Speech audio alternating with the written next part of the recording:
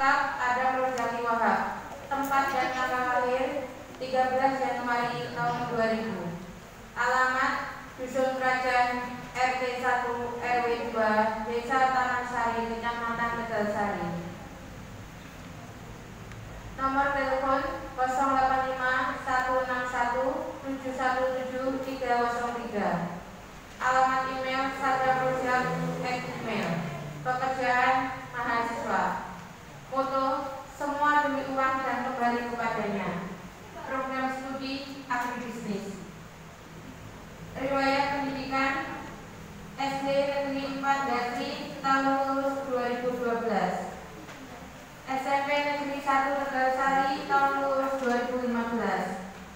SMK Muhammadiyah 1 Genteng tahun lulus 2015. Pengalaman organisasi IPN SMKM 1 Genteng. Anggota jabatan anggota tahun 2016. Pecinta alam jabatan bendahara tahun 2020. IMM jabatan sekretaris tahun 2020. Selanjutnya acara kami serahkan kepada moderator.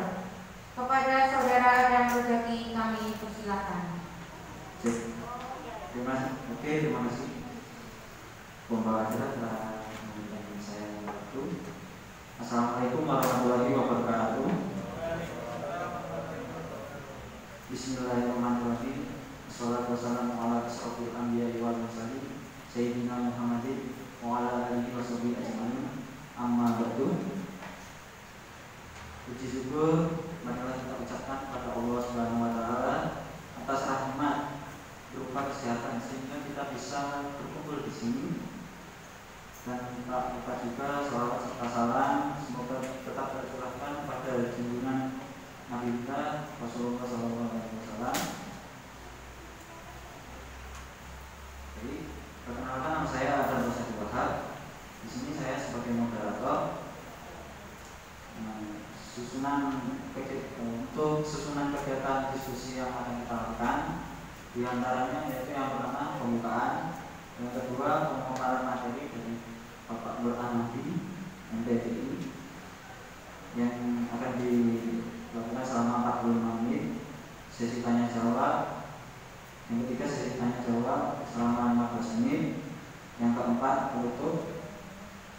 Nah, kita akan menyimak seminar dari Bapak Nur Ahmadi MPDI tentang pengantar kemuhammadiyaan, tantangan dakwah di era milenial. Sebelum itu saya akan membaca kurikulum vitae dari pemateri kita yaitu Bapak Nur Ahmadi MPDI sebagai berikut. Nama lengkap Bapak Nur Ahmadi MPDI.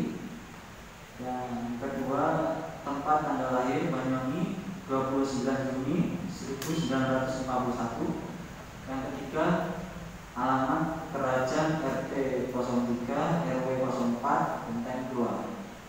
Yang keempat, nomor telepon 081 249 490 618. Yang kelima, alamat email Ahmad di Nur 51. Pekerjaan dosen ITBN. Moto hidup di dunia hanya satu kali, maka carilah bekal cukup untuk akhirat. Riwayat pendidikan SD Muhammadiyah Purwoharjo, tahun lulus 1964. Yang kedua PGAN 4 tahun Jember 1967. Yang ketiga PGAN 6 tahun Jember 1969. Yang ke S1 STAI Ibrahimi Banyuwangi 1998. S2 Unmuh Surabaya tahun lulus 2012. Pengalaman organisasi PII Pelajar Islam Indonesia, jabatan ketua tahun 1972. HMI Himpunan Mahasiswa Islam, jabatan sekretaris tahun 1973, PCM Genteng jabatan bendahara tahun 1995. Yang keempat, PCM Genteng jabatan ketua tahun 2005. PPM Banyuwangi jabatan bendahara tahun 2010 sampai saat ini. Mengingatkan kembali kepada hadirin untuk selalu menerapkan protokol kesehatan, memakai masker, menjaga jarak, dan mencuci tangan. Nah, sebelum masuk ke materi, saya akan membacakan aturan dalam acara ini. Yang pertama, peserta wajib mengikuti awal sampai akhir acara. Yang kedua, peserta dilarang mengaktifkan gadget selama acara berlangsung, kecuali ada kepentingan yang sangat urgent. Yang ketiga, peserta wajib menyiapkan 1 pertanyaan. Yang keempat, bila keluar ruangan, peserta wajib meminta izin kepada panitia. Yang kelima, peserta wajib mereview materi pada kertas yang telah disediakan.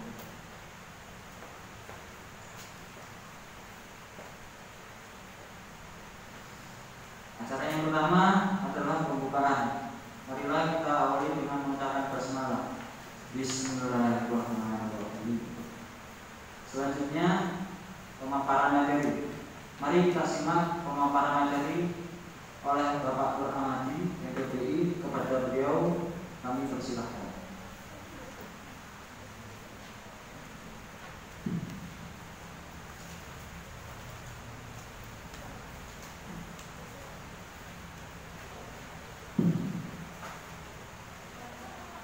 Bismillahirrahmanirrahim. Assalamualaikum warahmatullahi wabarakatuh. Alhamdulillahirabbil alamin. Kita panjatkan syukur kehadirat Allah. Salawat dan salam semoga terlimpah kepada junjungan kita Rasulullah Muhammad sallallahu alaihi wasallam. Moderator yang berbahagia, peserta pertama yang saya cintai, sesi 2 kita laksanakan waktunya maju beberapa menit dari jadwal yang direncanakan, dan ini sangat bagus sehingga mudah-mudahan nanti sebelum zuhur kegiatan ini sudah bisa diselesaikan. Kenapa? Karena memang semuanya pada musim corona, sehingga kita harus patuh protokol kesehatan, termasuk juga mentaati aturan yang ada pada PPKM.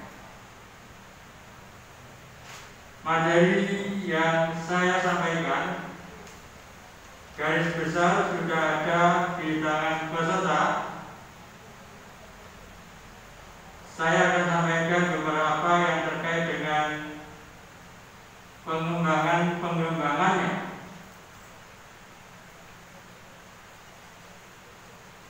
Pengantar ke Muhammadiyah, saya kira di situ sudah sangat jelas.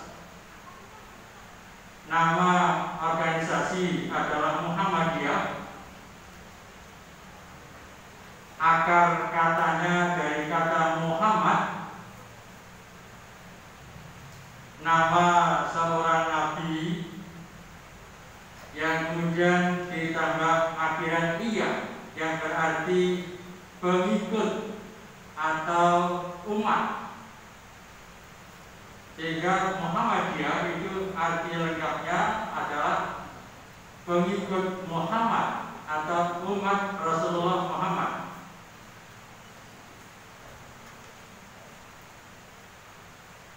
Nama organisasi besar Muhammadiyah ini dipilih dengan tidak seenaknya, tetapi atas pertimbangan yang matang. Diharapkan siapapun yang gabung masuk ikut dalam kegiatan Muhammadiyah, maka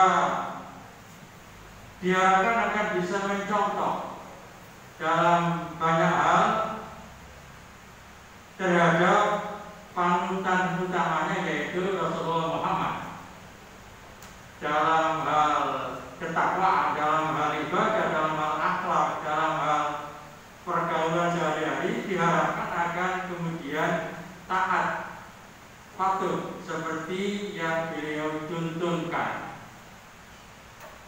Pendiri dari organisasi besar ini adalah Kiai Haji Ahmad Dahlan.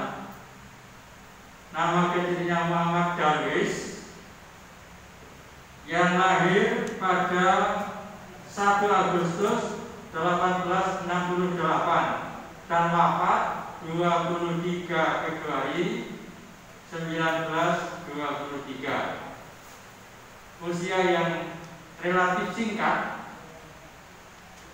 Beliau lahir tahun 1868 dan wafatnya 1923. Berapa tahun itu?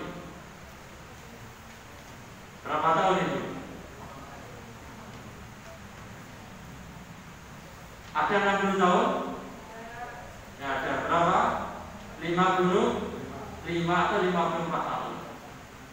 Yang mestinya dalam usia yang baru 55 atau 54 tahun itu, sebagai seorang tokoh adalah masih sangat produktif, tetapi Allah menghendaki lain. Kemudian beliau wafat ketika masih berusia 55 tahun itu. Ada beberapa latar belakang atau background berdirinya Muhammadiyah. Di teks yang terbagi sudah ada.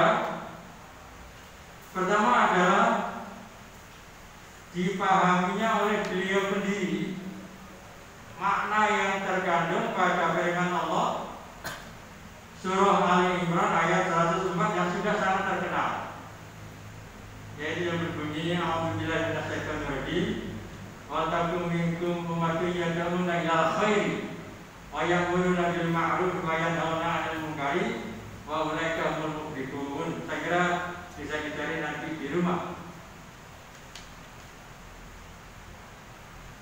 Wa takum minkum ummatun yad'una ilal khairi wa takum minkum ummatun.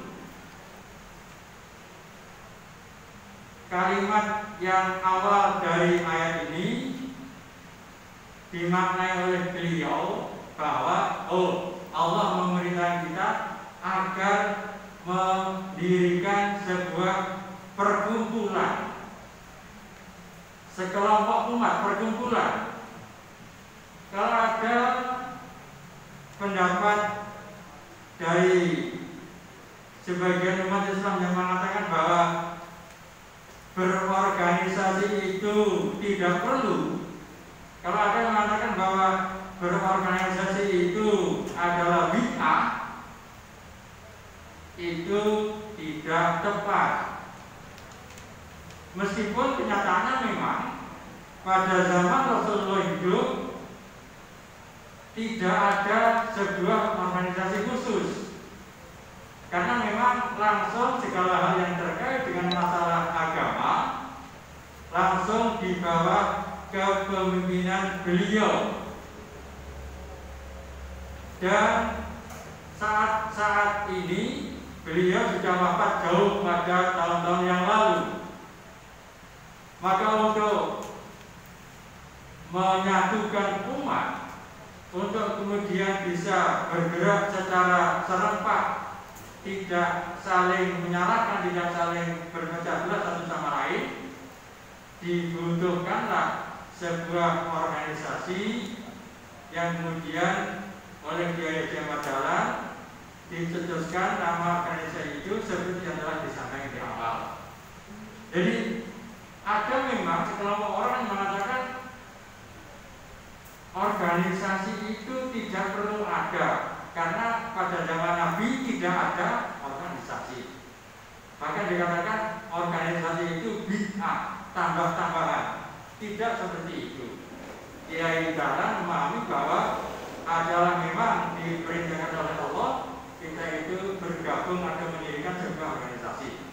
Dan kenyataannya memang banyak muncul organisasi-organisasi keislaman maupun nasional yang lahir baik sebelum maupun sesudah kemerdekaan.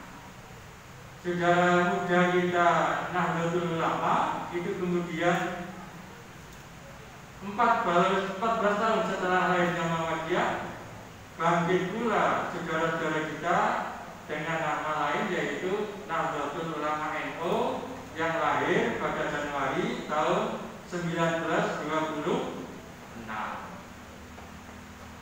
Sehingga yang mengatakan organisasi itu bina itu salah. Motivasi yang kedua, bahwa pada saat itu tahun 1912 itu ajaran agama Islam masih campur baur dengan kepercayaan yang justru bertentangan dengan prinsip-prinsip dalam agama Islam. Kenapa? Karena memang waktu itu masyarakat Indonesia meskipun sudah berkepercayaan, tetapi kepercayaan yang kurang tepat, baik itu yang ada pada animisme maupun pada Hindu atau juga Buddha. Dan kemudian karena memang masih campur baur itu, beliau dari jalan terdorong untuk bagaimana caranya memurnikan ajaran agama Islam itu. Motivasi yang ketiga, kondisi lembaga-lembaga pendidikan Islam tidak efisien. Arti kata efisien adalah hemat, tidak hemat. Pendidikan Islam pada waktu itu masih dilaksanakan secara pesantren tradisional dengan cara belum sebagai kelas yang ada seperti sekarang, tetapi dengan cara seorang guru, seorang kiai, seorang mudir itu menyampaikan secara umum di depan santrinya, tidak dibatasi berapa santrinya. Kemudian setelah selesai, maka setelah ada jangka waktu tertentu, para santri disilakan untuk maju secara satu persatu untuk memaparkan kebisaannya, keahliannya, penyerapannya. Maju satu persatu secara per orang itu disebut pembelajaran secara sorogan. Maju satu-satu barangkali 5 menit, atau mungkin kalau kurang lancar bisa 10 menit.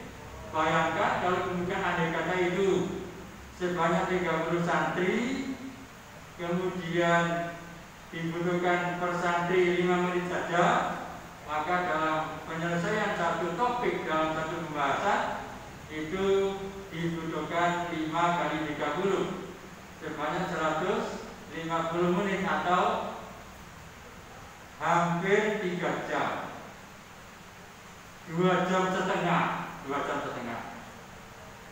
Dibandingkan dengan teknik yang telah dirintis oleh Kiai Dahlan secara klasikal, yaitu dengan di dalam ruangan tertentu seperti ini, jumlah muridnya juga dibatasi, santrinya dibatasi, sekaligus bisa disampaikan materi tertentu, dan kemudian ada sesi tanya jawab dan sebagainya, seperti yang kita laksanakan pada pagi hari ini.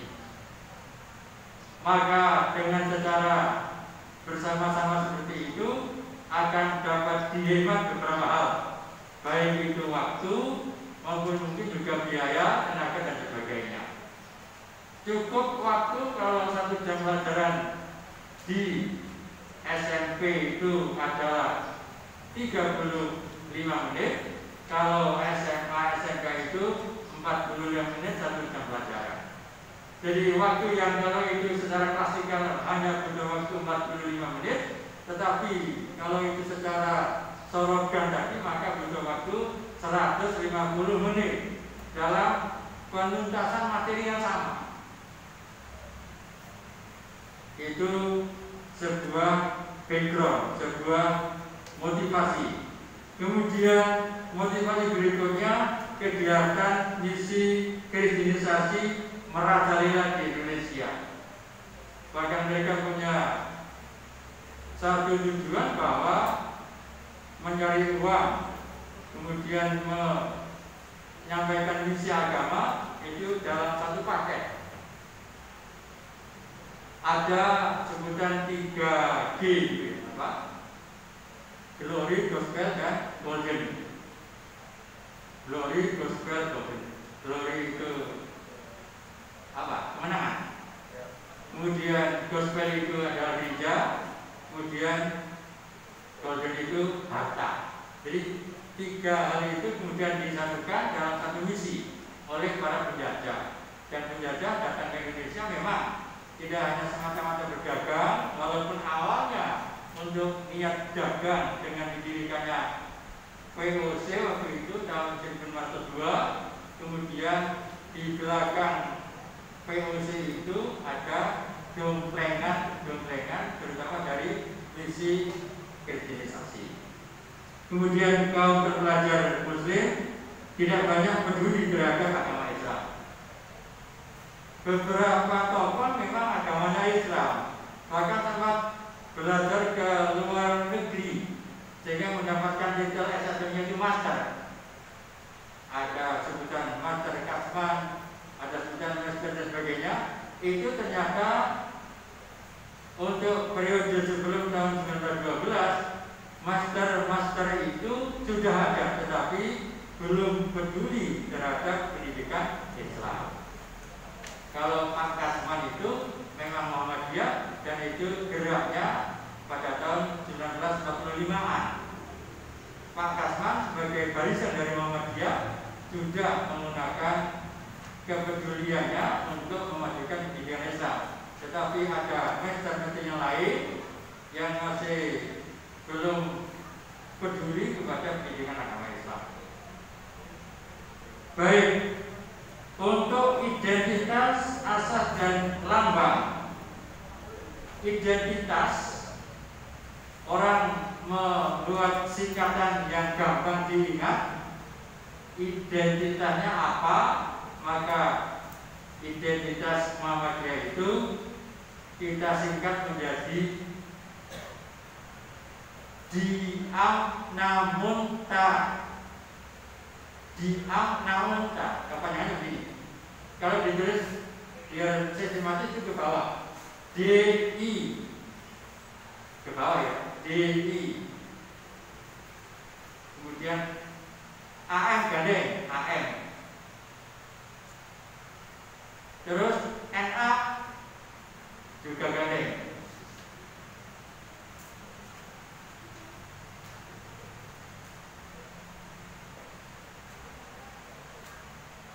Gandengnya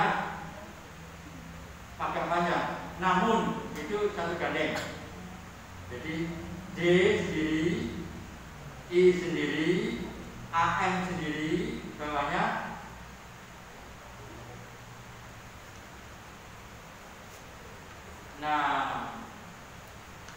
namun ya, mun itu gandeng. Namun kemudian ta sendiri di bawah,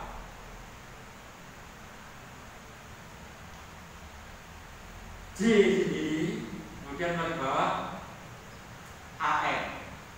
Kalau dibaca itu diam namun tajam.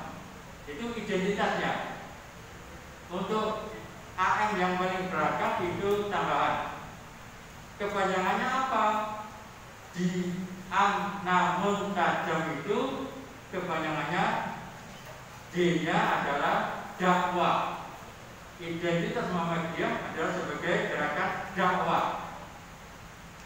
Dakwah apa? Yang kedua adalah dakwah Islam.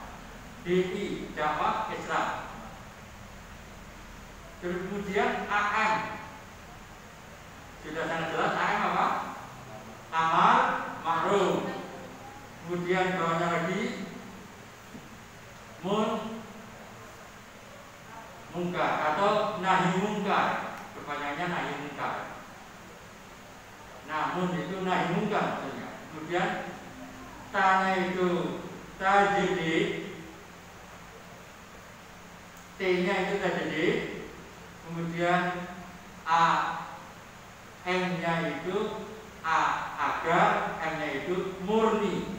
Jadi tambahannya yang tidak menjadi identitas adalah agar murni itu.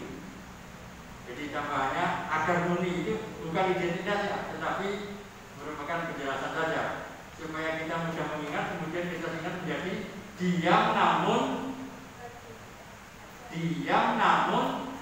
tajam. Diam namun tajam.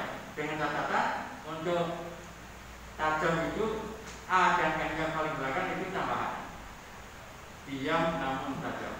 Dakwah Islam, amar ma'ruf nahi munkar, agar murni. Tajdid, T-nya tajdid, T-nya tajdid.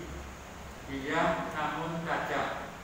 Dakwah Islam, amar ma'ruf nahi munkar, tajdid. Kemudian agar murni. Dalam pandangan Muhammadiyah, tajdid itu adalah dengan dua pengertian, yaitu pertama dengan pengertian purifikasi, yang kedua dengan pengertian dinamisasi. Purifikasi dan dinamisasi. Purifikasi artinya pemurnian. Dinamisasi itu pembaharuan. Pada materi kuliah lebih jauh nanti kita bahas masalah itu.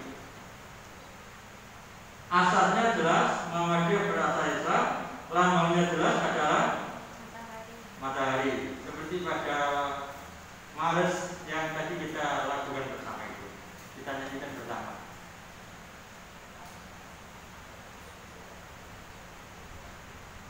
Yang berbunyi kalau awalnya kan bagaimana awalnya? Muhammadiyah bagaimana? Sang surya telah bersinar, syahadat dua melingkar, warna yang hijau berseri, membuatku rela hati. Yang dimaksud sang surya telah matahari itu telah bersinar, kemudian syahadat dua melingkar. Di lambang matahari bersinar itu, di atasnya ada kalimat syahadat tauhid, yang bawahnya syahadat rasul. Syahadat tauhid adalah la ilaha illallah, yang bawah adalah Muhammad Rasulullah itu. Kalau dilengkapi dengan asyhadu alanya itu. Yang dimaksud dengan syahadat dua meninggal yaitu di atas itu asyhadu alla ilaha illallah, di bawahnya asyhadu anna Muhammad Rasulullah. Lambang juga, maksud dan tujuan saya kira bisa dibaca sendiri. Kemudian susunan organisasi Muhammadiyah, kalau kita urut dari atas itu ada PP, PPM, Pimpinan Pusat Muhammadiyah. Se-Indonesia itu ada satu PP, berpusat di Yogyakarta, berkantor di dua tempat. Kantor yang satu ada di Yogyakarta, kantor yang kedua ada di Jakarta. Kedua-duanya adalah kantor PP Muhammadiyah atau PPM. Satu negara Indonesia, satu PP. Tidak ada PP tandingan, tidak ada. Kemudian kesatuan di sebuah provinsi namanya PW. Kalau dilengkapi PWM, Pimpinan Wilayah Muhammadiyah.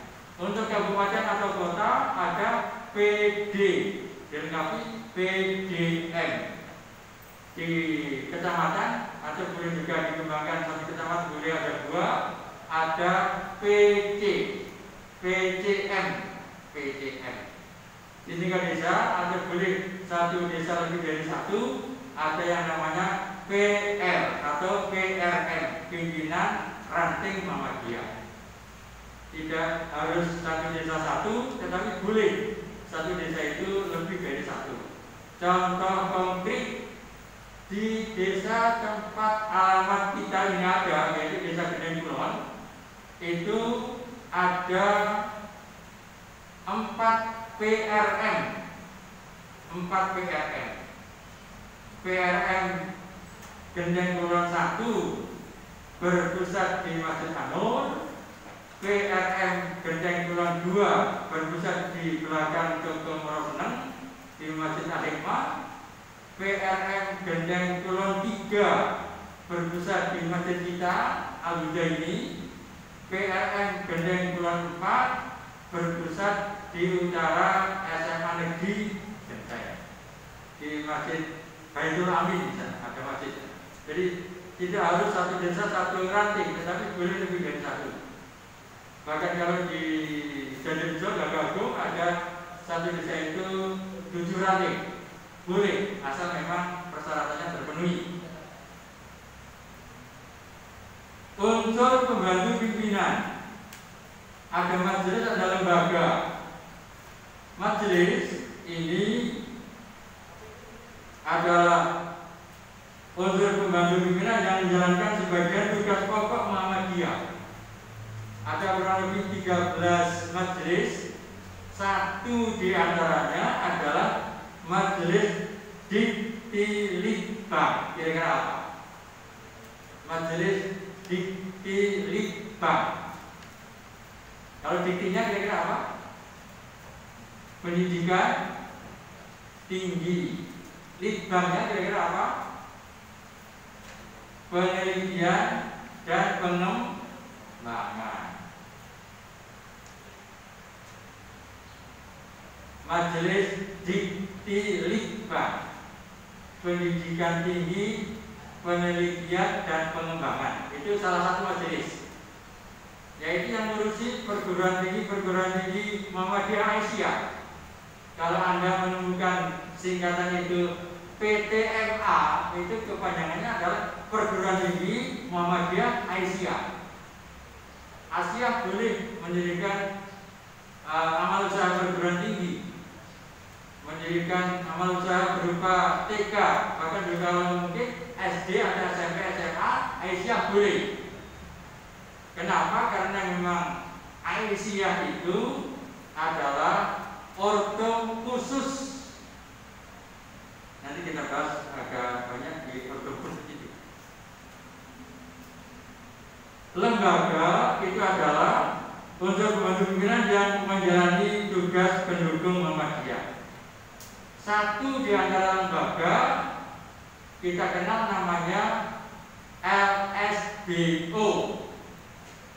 LSBO itu salah satu lembaga. Kepanjangannya Lembaga Seni, Budaya dan Olahraga.